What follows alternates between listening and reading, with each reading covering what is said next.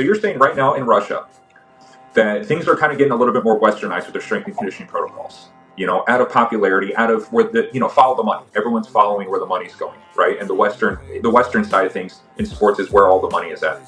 But I do notice that the performance coaches have held on to these old school Soviet methodologies, like they never let it go. And they kind of, what I've noticed out of the Eastern coaches, like when you look at the Chechenian coaches, the Dagestani coaches, the Russian wrestling coaches, they kind of hard baked a lot of these Soviet modalities into their skill work.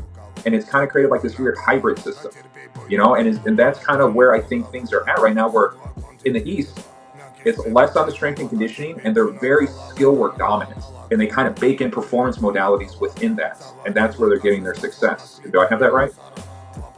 Yeah, absolutely. I think there's definitely, like, especially in combat sports, there's definitely more of a blend of like skill work and strength and conditioning work, especially like in MMA more so, and in boxing.